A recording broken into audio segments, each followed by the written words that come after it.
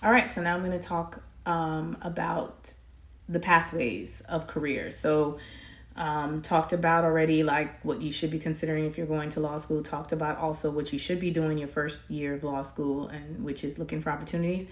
The number three in this series is me talking about the pathways. So there's three different ways or different avenues that people take. So there's having their own firm, which is one, going in house, which means working within a company, a private company. Number three, excuse me, is working in the public sector, working for the government. So there's a lot of attorneys that work for the government, either in the capacity of a public defender, district attorney, or even just working for a governmental agency, and that could be state or federal or city agency, depending on where you live.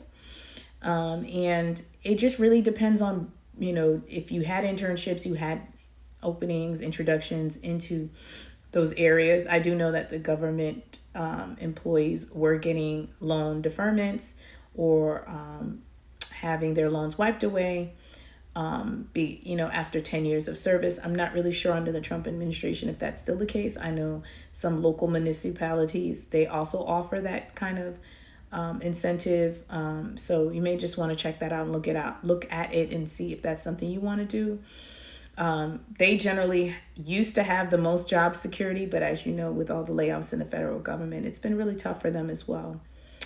Then there's going in-house. It used to be that you would work at a law firm and then you would eventually go in-house into a company because they like to hire attorneys that have some law firm experience, have kind of understand that, because if you can understand the law firm experience, you can manage your relationships with outside counsel a lot better. You can understand the billing, you can understand the interactions, what they do, how they move, how you can work together as the client.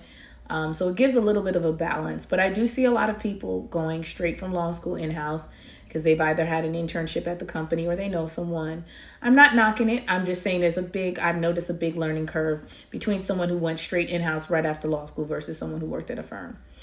And then the third was working at a firm. So two different options here available to you. Work within a firm, and then it doesn't have to be a large firm. There's some small and mid-sized firms out there that are looking for folks to help them out. And it all just depends on your area of law, your locality, and what's available to you. So if you are in a state like, let's say or in a city like New York City where finance is king, right? We have some tech, we have some finance, we have some other things going on.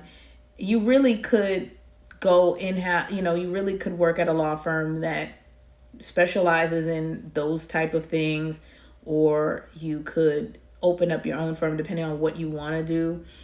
You will need malpractice insurance if you're going to open up your firm. You will have to be organized. You will have to keep your billing straight, because keeping your trust account and your billing account or your business account, keeping the books together for that is like mandatory. You could lose your license for not straightening your books and not keeping that tidy. So you want to make sure you're able to send retainers to your clients.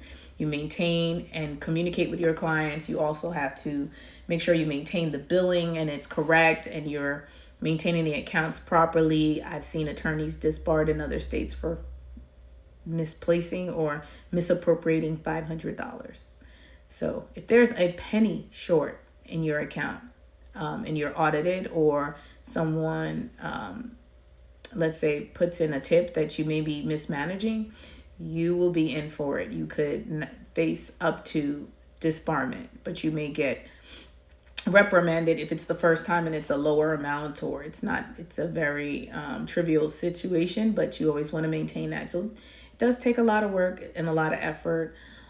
Working at someone else's firm, you may not have to deal with the billing and you may not have to deal with a lot of maintaining of the accounts, but you still will have to maintain some sort of timesheet scheduling on which clients you're working on and how you're maintaining that. And some firms, if not all, have a billable amount that you must meet per year.